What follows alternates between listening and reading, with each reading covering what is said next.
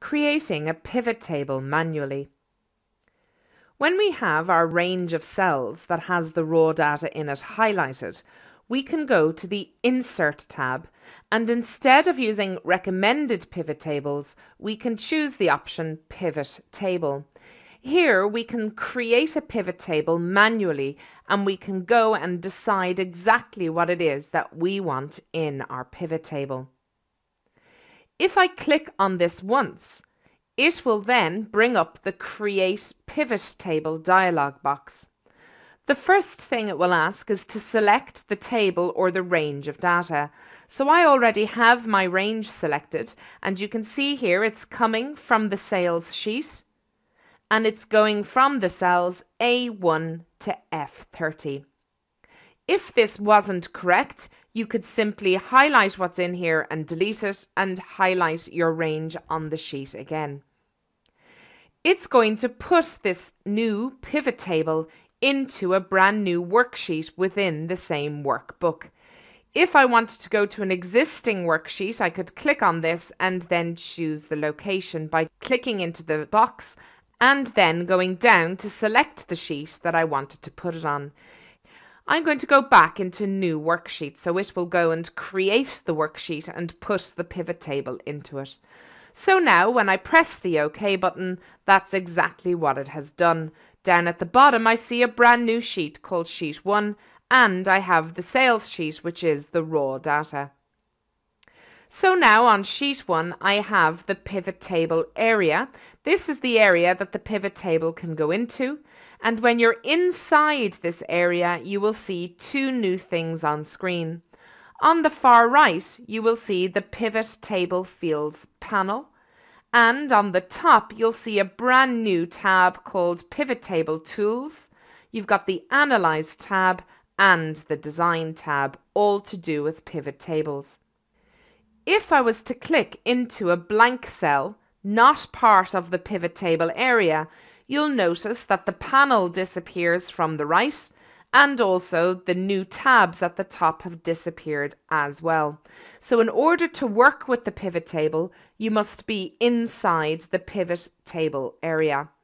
Choose the cell where you would like the pivot table to begin. So I'm going to click in cell A3, the very top of this pivot table area.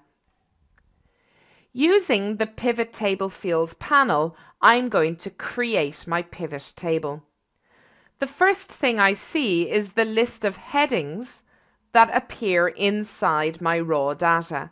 So I have the heading Product, Dates, Sales, Salesperson, Region, and Payment Type.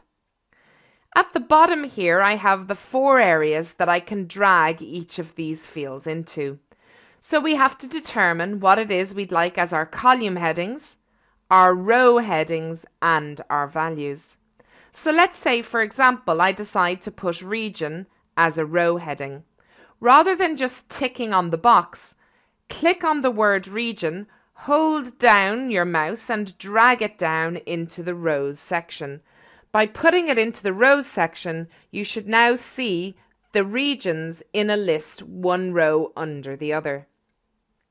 In my column section, I'm going to put salesperson. And again, I'm dragging and dropping it into columns. Now, once again, you get to see the name of the salesperson coming across the page. Finally, in the middle of my table, I'd like to see the sales information. So once again, I'm going to go up into my fields, hold down my mouse and drag and drop the word sales into the values section. So now you'll see that you've created a pivot table with the people across the top, the regions down the side, and the sum of their sales in the center. The more fields you drag down, the more detail you're going to get in the pivot table. I would tend to drag down multiple fields into the rows section only. It's much easier to read multiple bits of information in the rows section. So here you'll see I have regions first. So it's grouping by region, north, south, east and west. And then within each region, it's dividing it up into payment types. So you'll see underneath north, I've credit card and debit card. And then under south, I've got debit, east, I've got cash, credit and debit, and so on. If I were to change the order that I brought these fields down into, you'll see that it's now grouping by payment type and then dividing each payment type up into a region.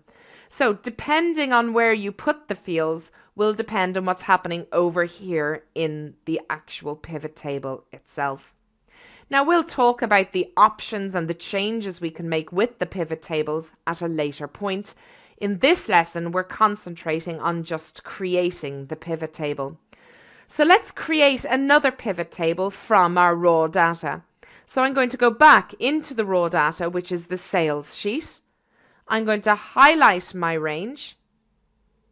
And then from the Insert menu, we chose Pivot Table. Select the table or the range. We're happy that our selection is correct. And we're going to put it into a new worksheet and we press OK.